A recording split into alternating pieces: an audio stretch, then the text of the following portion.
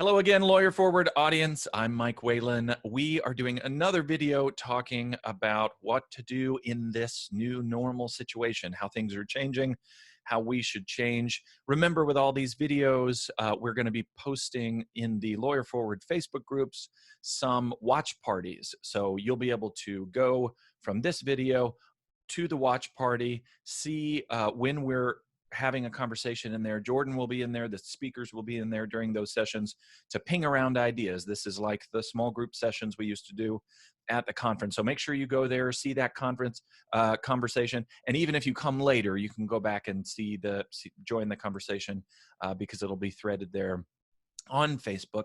So today we are talking with Jordan Ostroff of Jordan Law and of Legal Ease Marketing.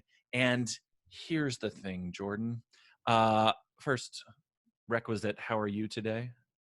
I'm doing very well. How about yourself?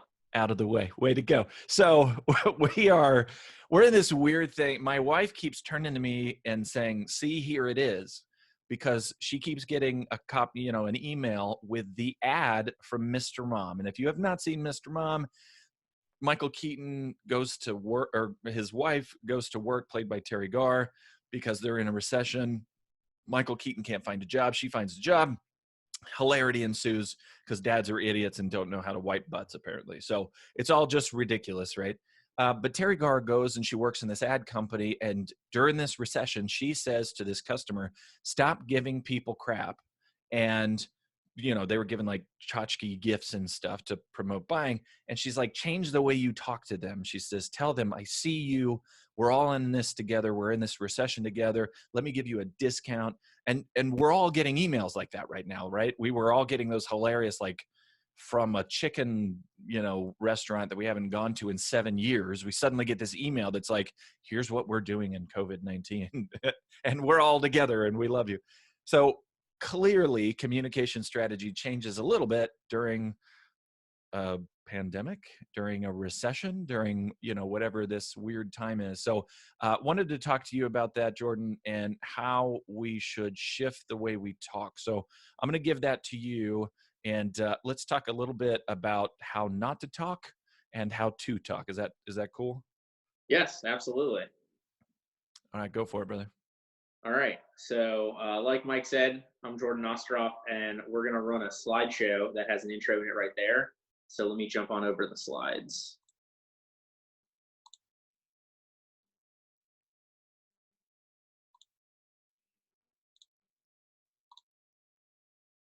All right. So we are talking about feel-good marketing during a crisis. Some of these things will be specific to coronavirus. Some of them will be specific just to, any crisis or recession, something along those lines. So we'll have a good opportunity to cover kind of a little bit of everything there. So like Mike said, this is me. I went to the University of Central Florida, then Barry for law school, started as an ASA, opened up my own firm, wasted a ton of money on marketing, and then ended up doing my own marketing. And then from there, opened up my own marketing company. One of the things that we pride ourselves on is trying to keep getting out the message that really belongs to you. We don't want you to have our message. We want to find what your message is. So that's a lot of what we're going to talk about here when it comes to the slideshow. So this, if you haven't seen it, is one of the funniest things I think I've ever seen. It is the lawyer. Basically, somebody played like 1,000 hours of lawyer ads to a AI bot and then had to write a lawyer ad. And the saddest thing about this is how accurate it is. It is like 90% of the way to a real lawyer ad. I like how you've got the actual shelf of books behind you. It's required. You can't Yes. be a lawyer and not have a shelf of books. So this is totally a fake back screen, and I did that intentionally. I Googled like most ridiculous lawyer bookcase just because, that's what this ad talks about. And, the lawyer opens his briefcase, it's full of lemons. Obviously, I guess they got a lot of lemon law ads in there. The justice fruit only lawyers may touch. I mean, there's just so many wonderful things. The lawyer deals with cases like unfair stabbings, illegal shoes, music too Canadian, suing the rain, divorcing your toilet, and having fake sons.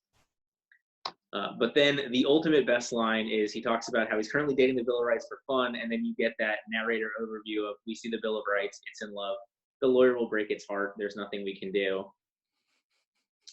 So if your lawyer ad sounds like this one, you're probably doing something wrong. But if your lawyer ad sounds exactly like this one, you might be doing something right, because a little bit of humor, I think, goes a long way in these times. But we'll get more into that in a little bit. But I I wanted to just make would point out that my clients never go to jail town.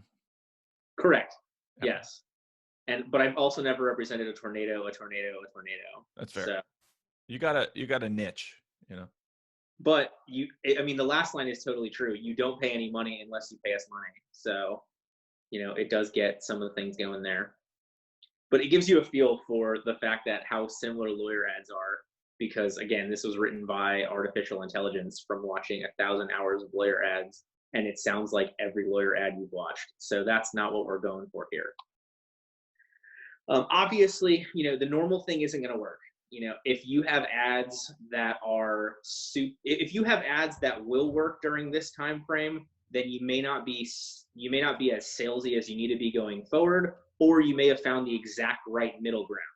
But if your ads are the you in front of a bookcase, rolling up your sleeves, we're so aggressive, this is all about us, that's not what people want to hear right now. I think in a normal time, nobody really cares about you, but in times like this, they definitely don't. People are going to react very differently to the same situation now than they would have a couple of weeks ago. They're going to have different needs. They're very much going to have a different ability to pay, and they're going to want different things. And so what we're going to go through here is we're going to go through the stages to figure out, I don't want to guarantee you that we'll write the best ads you've ever written, but we're going to give you the methodology to put that in place to give you the best chance at having ads that will resonate. And a lot of that methodology will still be usable when this goes away. You'll just have different answers to the questions that we're going to put you through. Does that make sense? Got it. Yep.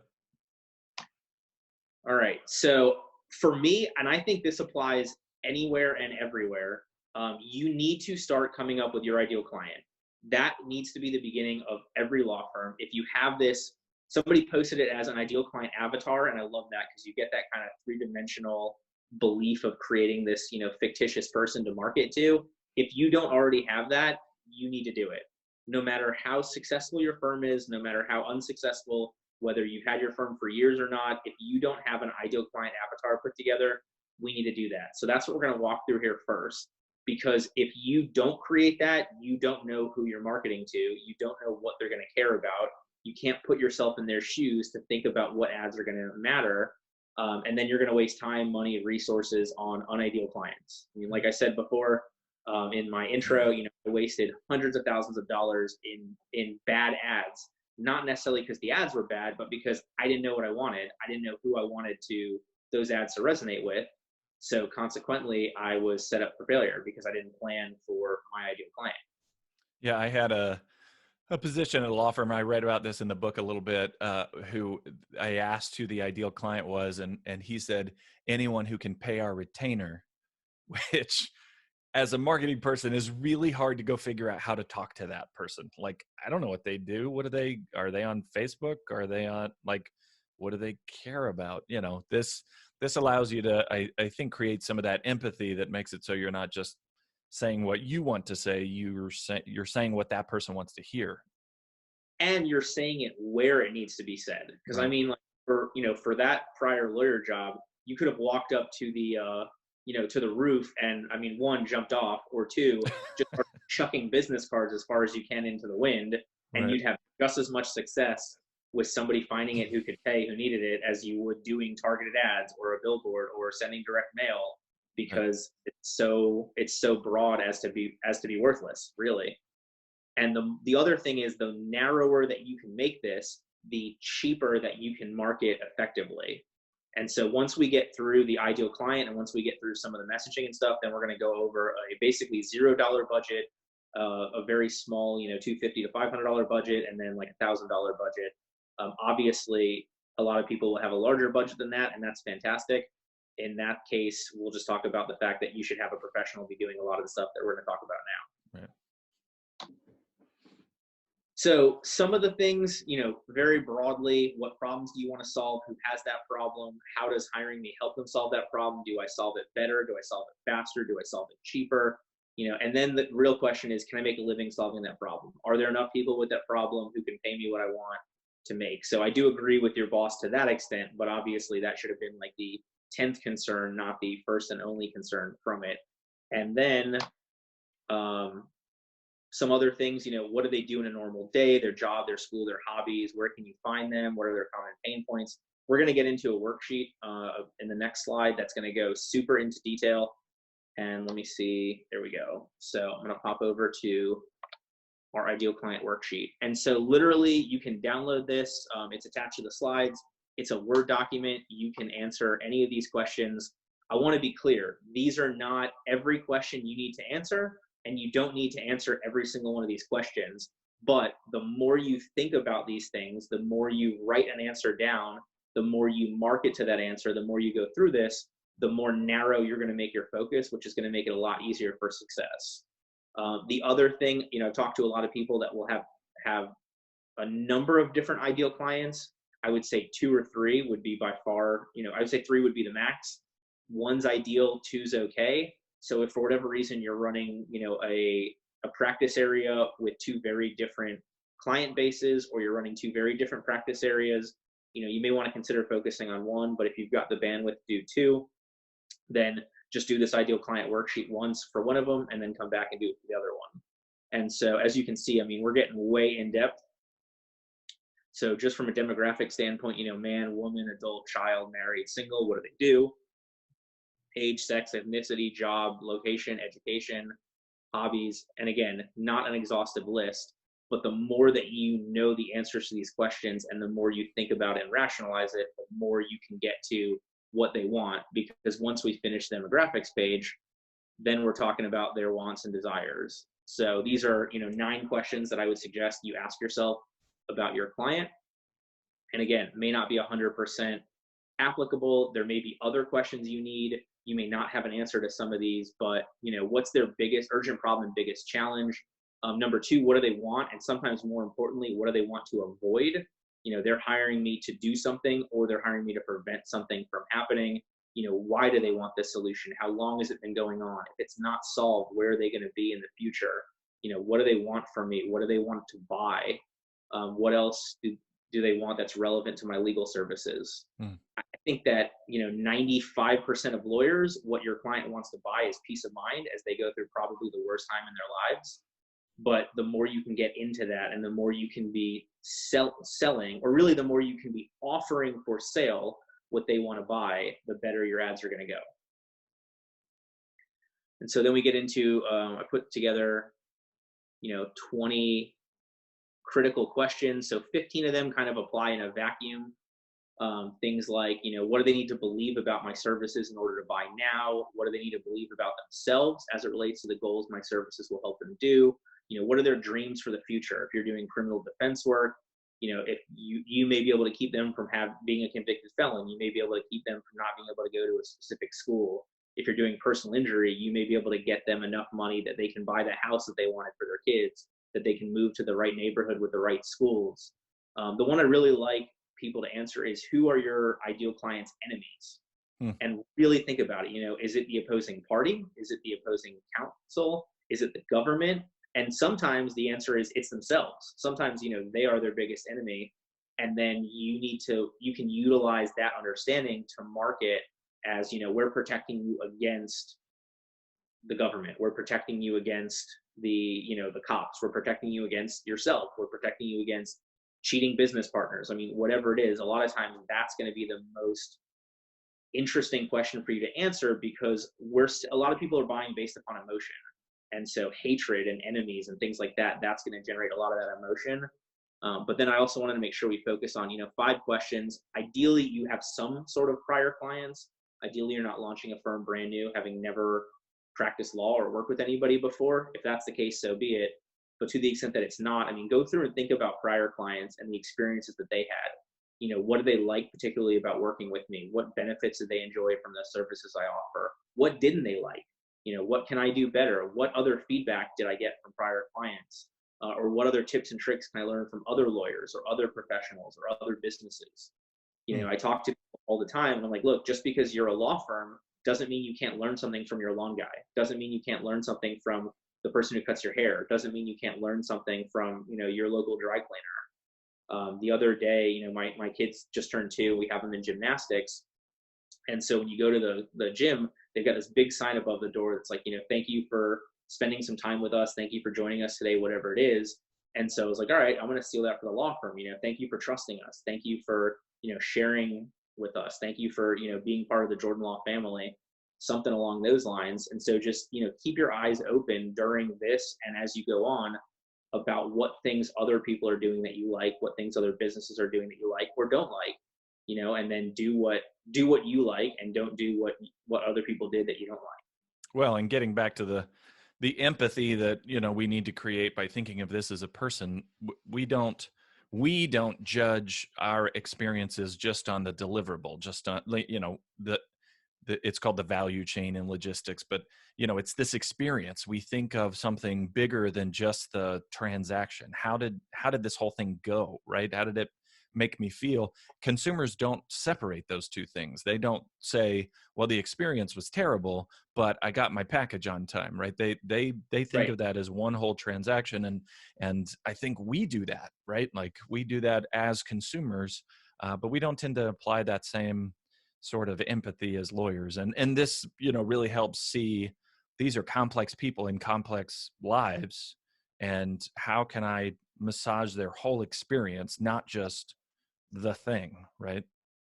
Well, and so, the age-old adage where if somebody has a good experience, on average, they tell 0 people, and Mm, if they have a bad experience, on average, they tell 10 people. right. So, it's a lot of what we're providing is, mitigating negativity, mostly because of the nature of the work that we're doing. Sure. Most people are hiring a lawyer for the worst time of their life.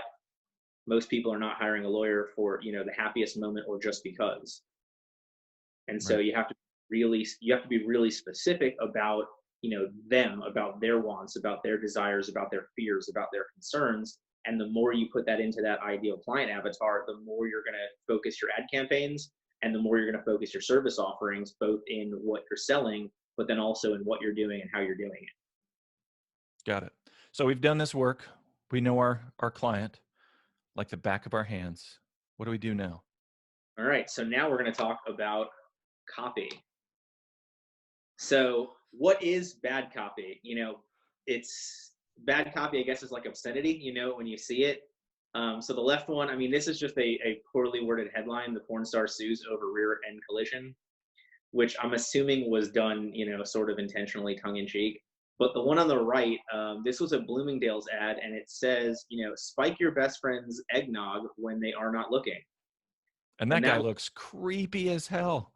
Like, look at that guy. yeah, and that girl looks totally carefree. And Ay. actual Bloomingdale's ad that ran. So obviously that's bad copy. I mean, you don't want to be on our Facebook page. We make some, funny dad joke puns, but that's kind of the belief of our firm. We want to be a little bit more relatable, but obviously, rape jokes not going to be good copy. There was another one I almost used that somebody wrote out grapefruit, but they changed the G into a slice of grapefruit that did not look anything like a G, and so it just said grapefruit. Nice. So unfortunately, things like that come up often. Other bad copies that we've seen is a hospital thought it'd be great to do wrap all their elevators with like today's the day you take the stairs.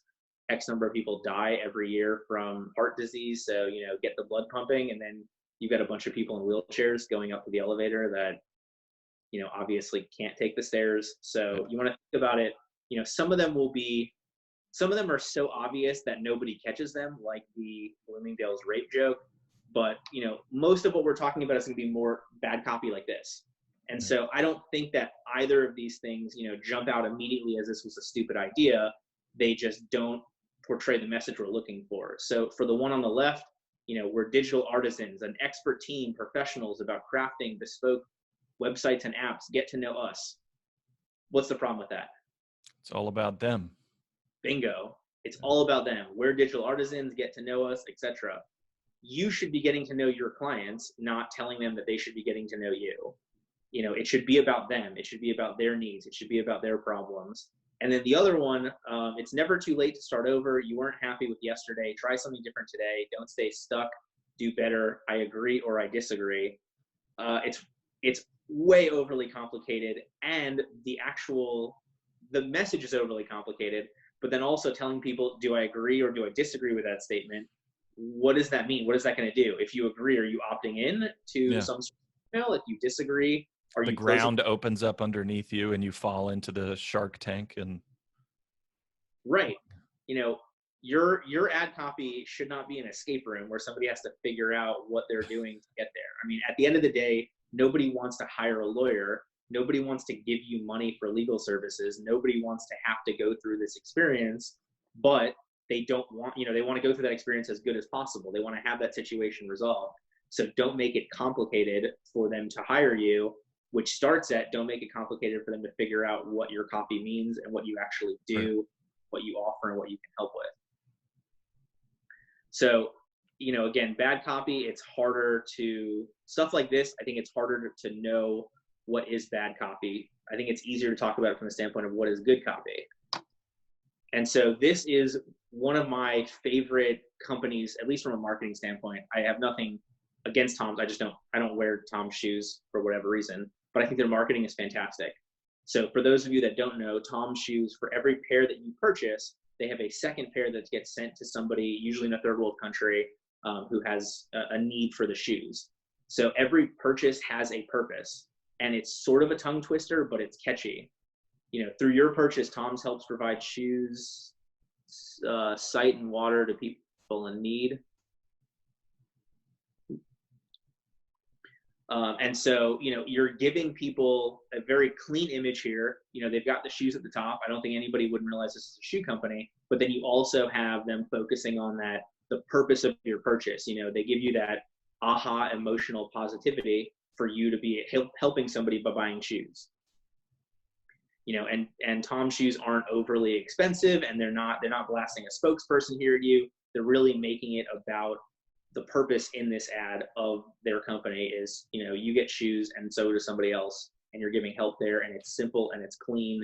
And it right. goes Which over. with them that's not a side thing, right? That's what their company does, right?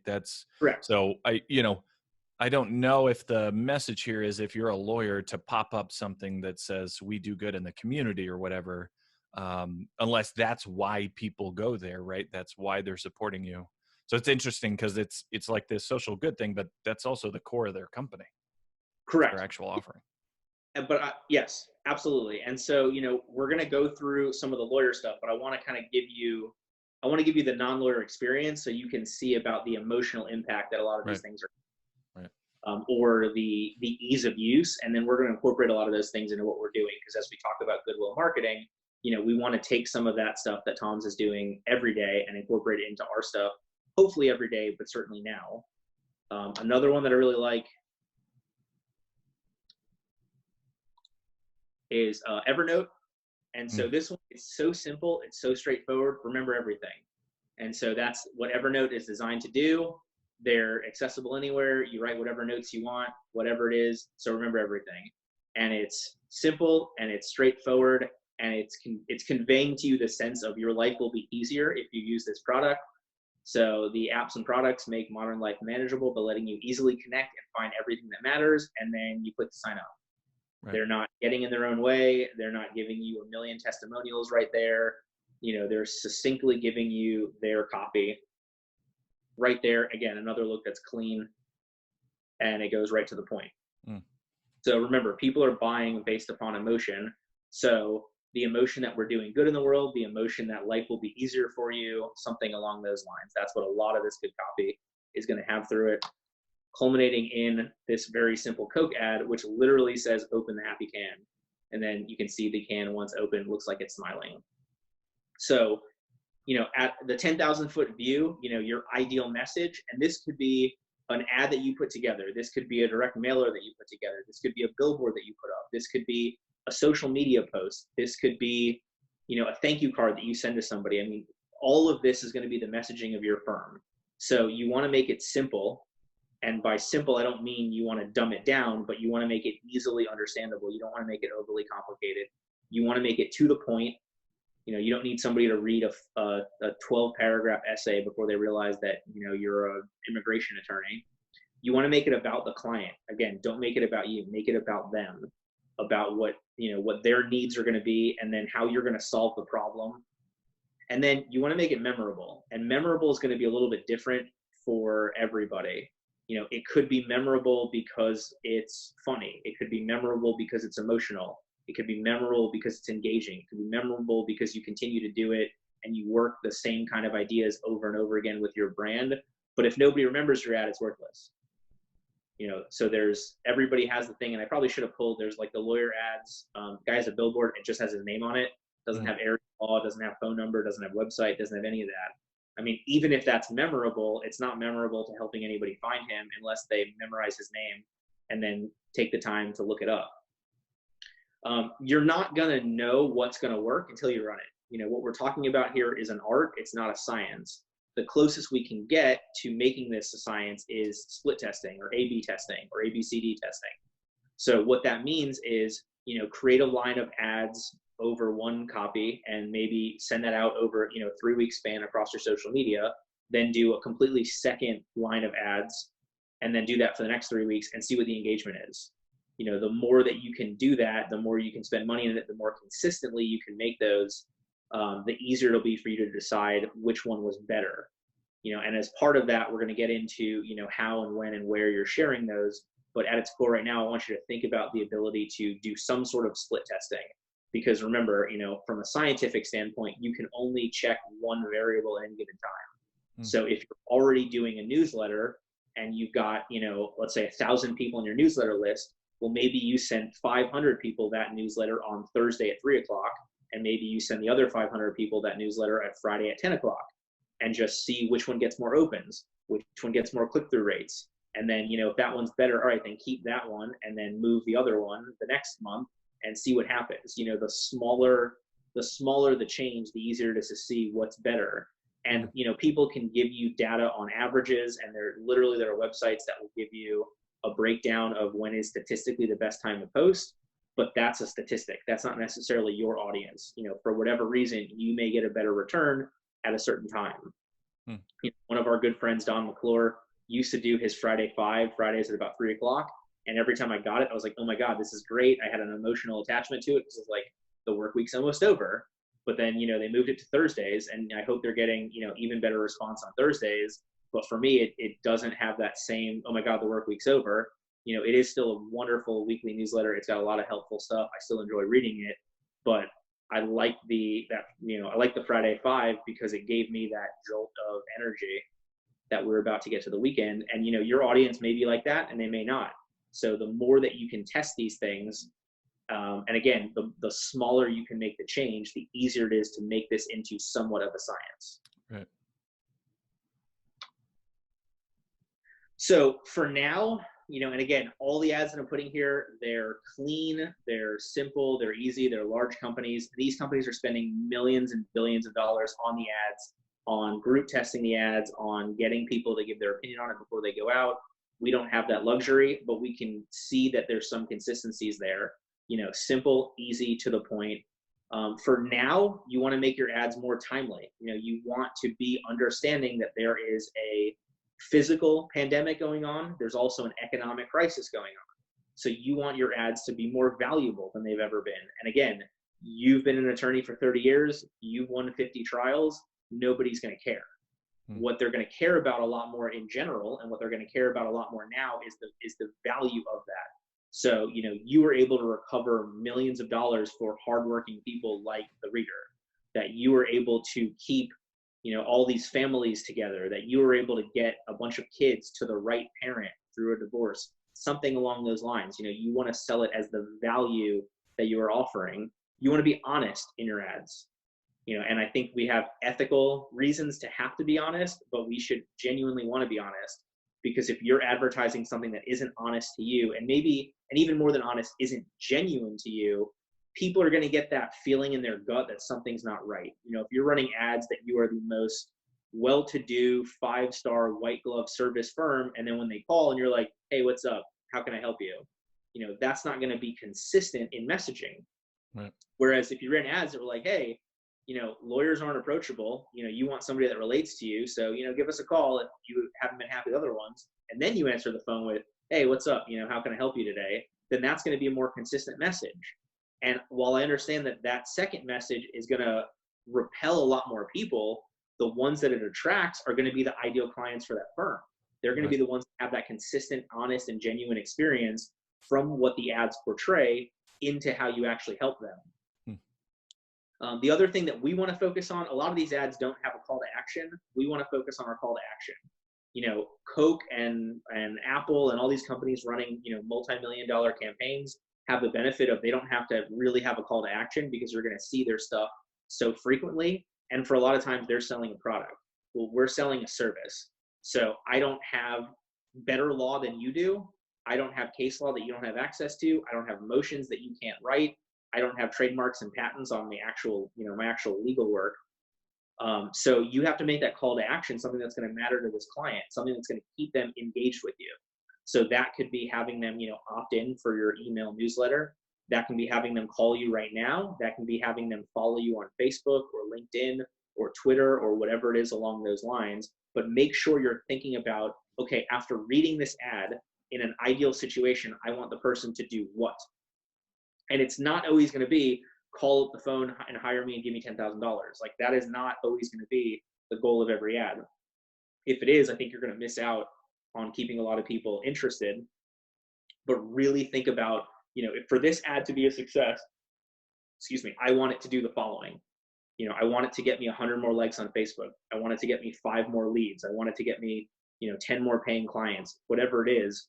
But utilize the call to action, utilize the end of the ad to tell the person reading it or listening to it or coming across it what you want them to do in a way that makes them want to do it. And then obviously, during this time, the question becomes, are you giving away something for free? Are you discounting prior services? I've talked to a lot of people that actually are raising prices during this just so they can really refocus, and that's totally fine. But I would never suggest advertising that as like, hey, call us today where our will packages Doubling our rates. Yeah. Yeah, they're $1,000 more than they were last week.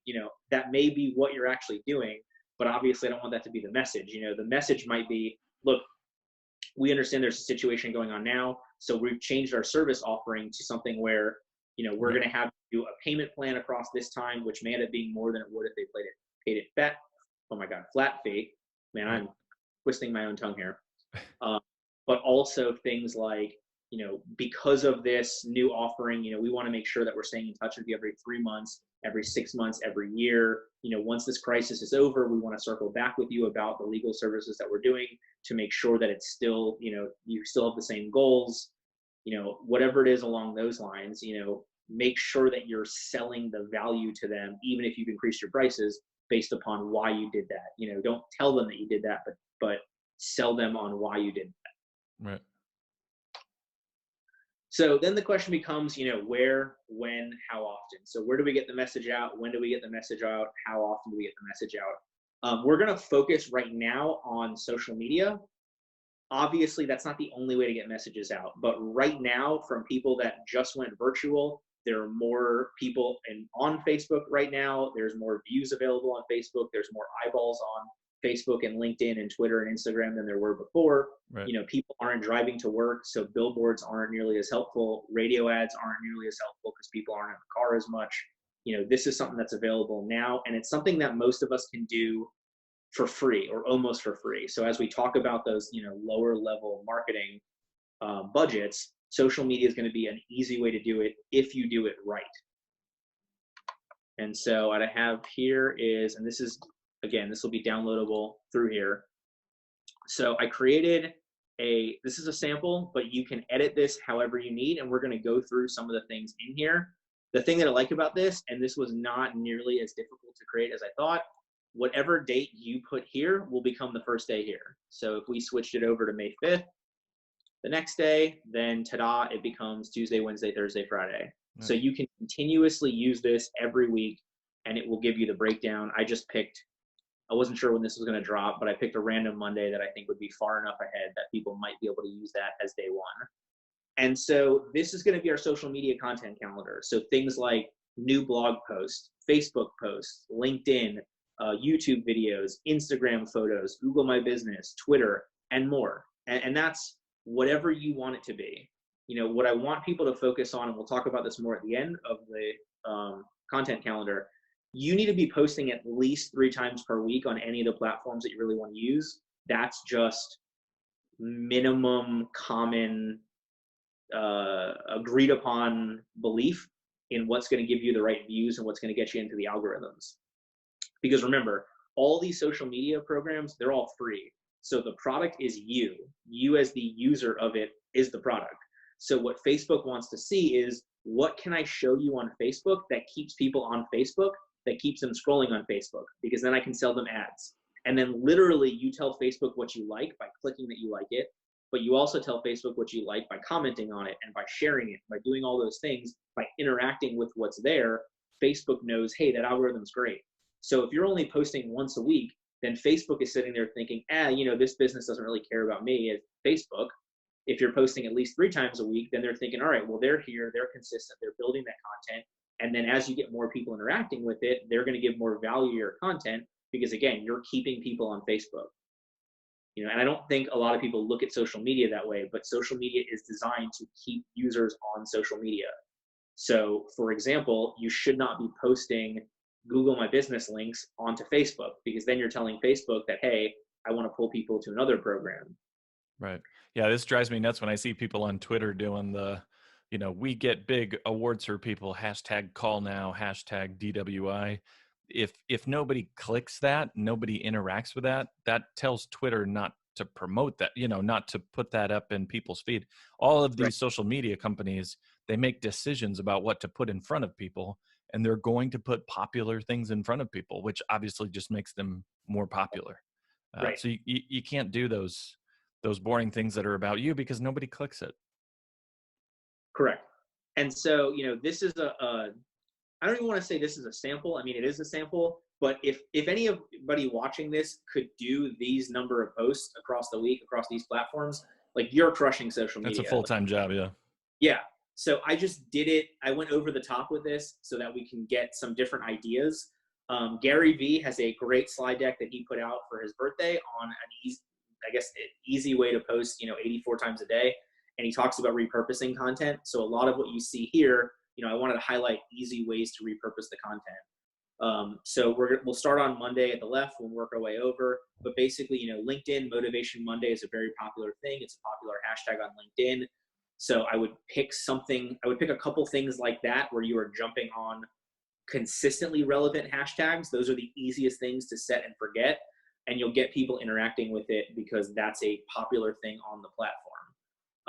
Instagram is going to be all about photos. Instagram has to be through your phone. So Monday might be a good time to post photos from the weekend, from cool things that you did.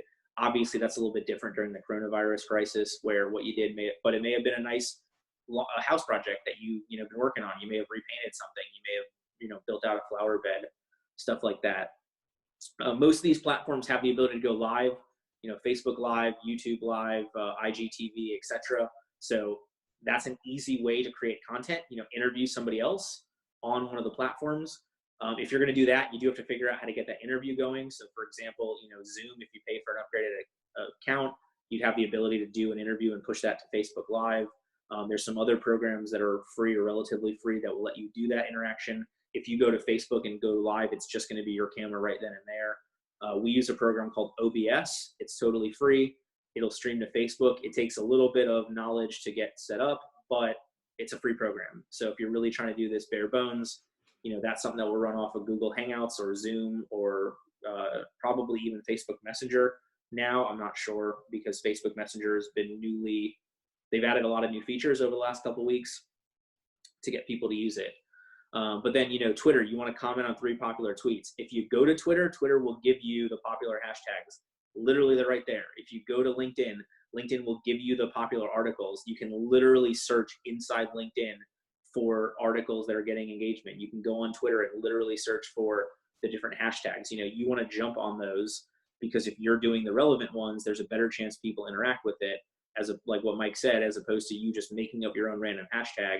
That's not going to go really anywhere for you, unless you want to keep, one hashtag for all of your stuff to keep a consistency to it, then great. We do our 15-minute firm fix every Monday for Legalese Marketing. I don't think anybody else has posted that hashtag, but that's only on our 15-minute firm fix. So if you want to watch the other videos, you can click it and then up comes, the other posts. So don't forget about Google My Business. This one's big. You can do video up to 60 seconds. You can do pictures. You can repurpose a lot of them. So what I have here basically is, you're posting a client review on, I think, Wednesday. We're reusing it on Friday. We're reusing it on Monday of the next week on Google My Business. We're uploading a video that we did last week on Facebook Live to YouTube. We're sharing some article that somebody else already wrote, putting a little of our editorial on it. We're sharing that LinkedIn review here. You can do Facebook and Instagram posts at the same time. Obviously, you want to focus on that being photos. You can also do stories on Facebook, for shorter videos. Google My Business, take a picture of the office, or in this case, even take a picture of where you're working right now at the house and post it and just, hey, yes, our office is closed, but we're still working hard. Here's our work. Setup. Yeah. Yeah. I mean, these are things that you don't want the algorithm to think that you're not being honest about it. You want things that people are going to interact with that are true to your firm. So, I think posting things to show people the behind the scenes right now as everybody's accommodating this virus pandemic, I think that's something that people would really jump on. And so then, you can go on Twitter and just reuse the same client review you posted on LinkedIn the day before. You can post your latest blog post on Facebook, and then you can share it on LinkedIn the next day as an article. Don't share the Facebook page, but take the same content or take the same website link, put it into LinkedIn, or even better, just copy and paste it as an article on LinkedIn, because LinkedIn wants to push their own articles. And then, Facebook Live, you can recap the prior week. You can take the 3 best things that you posted that had the most engagement. You can give a shout out to somebody who wrote you a review somewhere. Obviously, Google's not updating their reviews during coronavirus, but Facebook is, but Avo is, I think Yelp is. Who knows what Yelp's doing at any given time, but, being able to share some of those things, good ways to repurpose some different content. And again, if you can do all of this, yeah, God bless you. Because I've got myself and 2 other team members that are solely dedicated to our marketing efforts, let alone the marketing company doing build outs for other people. And I mean, this is probably a little bit more than we post currently, with 3 people dedicated to it. So go in, you have this downloaded in the slides, delete what I have in here, put what you want. And I would set up a calendar that you can commit to for at least the next, let's say, 4 to 6 weeks. So if you can only commit to 3 Facebook posts and 3 LinkedIn posts, then just commit to that. If you do anything above that, great. I would mark it on the calendar just so you can see when you did post, and you can go back to track the data on it if you decide to do that. But at least pick, 6 posts across 2 platforms. Figure out the platforms that you think are going to be best for your clients. Facebook's probably going to be the most common one for everybody. It's got the widest appeal. But if you're doing B2B sales, if you're working with professionals, then obviously you want LinkedIn. If you're working with, younger people, creatives, then Instagram is going to be better as your, secondary one, or TikTok or something along those lines. But you need to be consistent. You could post the absolute best ad post on Facebook ever, and then if you never go back to Facebook, it does you no good. Well, Jordan, we're going to run out of time soon, but I wanted to get to the different budgets that you mentioned. Like, what should I be working on if I've got this much to commit? Can we get to that? I know you've got obviously lots to say about this stuff, but I think if people know right now you can figure out this budget, here's what you should prioritize. That's really helpful right now. All right, perfect. So, and I put some notes at the bottom so you have that to review for the stuff we talked about. So let's go back to, so if you're working with a 0 budget, you can put together a free download that provides value for people. You can do social media posts. You can email a newsletter. You can create a Facebook group. You can text referral sources to check in. None of these things cost anything, right. Or none of these things have to cost anything. If you do the free download, then I would suggest you have people opt in for their email so you can send a newsletter to them or other email blasts. But you can do an unlimited amount of social media posts for free. And so here's a good way to do, a budget on $0. If you want to spend a little bit, I would suggest first thing you probably want to invest in is some software. So maybe that's Canva upgrades, or maybe that's Adobe or some sort of editing program so you can make a little bit nicer images, so you can add some stuff to it. The other thing to think about, give something away. For right now, I think gift cards to Uber Eats or Instacart, or any gift cards that you can give away for food, especially for delivery services for food right now. I think that's going to be huge. So you can have people, opt in. You can get their email in exchange for one of them winning $100 gift card, something along those lines. And then again, you want to do something with that email, which may be a newsletter, which may be targeted ads to them on social media based upon their email. And then the other thing that people I don't think about is using Fiverr or Upwork to help on a small budget. So if you're terrible at editing videos, but you're good at interviewing people, then find somebody on Fiverr, find somebody on Upwork who can edit the videos, and go from there. And as you get up into a little bit higher budget, retargeting ads. So what that is basically you put a pixel on your website, and when somebody comes to your website, when they go anywhere else on the internet, you have a shot at retargeting them. So you could have ads that pop up on Facebook. You can have ads that pop up on random apps on their phone from the retargeting stuff. And you have a lot of control over that budget, because basically you're just paying for impressions from people that have already interacted with your website. So you'd have to get them to the website first with something, but it's a good way to follow up. Obviously, if Google ads we're seeing are a little bit cheaper now. I've heard anywhere from about 10 to 25% cheaper than they were before. I wouldn't suggest Google ads. I wouldn't suggest paying anybody to do Google ads for you at a budget this low, but for you to do it yourself and literally try 2 ads, and give it a shot, and put, $100 or so behind one and put a couple $100 behind the other one, and see what happens. That's something, if you're looking at that $500 to $1,000 a month budget. Direct mailers, a lot of people are at their house. So if you're sending direct mail, depending upon what sort of law you practice, you may have an easier time getting a hold of people by mailing them, because you know that they're going to be, in their homes. It'll get lost in the shuffle less. But then really also you can pay for more help. So maybe that's more people at Fiverr, maybe that's more people at Upwork, maybe that's a virtual assistant to take some of the stuff off your plate. It's going to be up to you to decide what you think is the best use of your time. But again, A/B tested and track. So, try 2 different ads out, see if you get clients you like from it. If you get only clients, if you like clients you like only from referrals and other attorneys, then, send something nice to them, send a small gift, or have a virtual assistant that helps you get set up with virtual happy hours with them, or virtual lunches, or, calling them, something like that. But really focus, what's there for you. Well, if somebody gets to the point that they've got enough of a budget to get help, is there, I mean, you have a marketing company, obviously. Is there a way for people to reach out to you and maybe get to the next level of these things? Yeah. So once you're looking at a budget higher than that, that's where you come in a company like ours, which would take a lot of this off your plate. At the end of the day, you're still selling yourself. You're still the product that you are offering. So you still want to focus on you. But when you get that message correctly with another company, they can take a lot of the more minutia off of your plate to market it better, to write slightly better copy, to follow the relevant hashtags more, to, put the ad together with a little bit better graphic design, to get your data, to mail it, whatever it is along those lines. Yeah. So the point is, I gather, is not to offload the empathy and the transparency and the, this, I understand you're in this moment, not to give somebody else power over that language necessarily, but to just amplify that work. So, dear lawyer, do not think you can hire a marketing company and they do everything for you, because none of that stuff is any good when you do that. So keep that voice, be yourself loudly, as I always say, and companies can definitely help you do that. Jordan, I really appreciate you. This is really important to think about the way to communicate right now and how to reach people.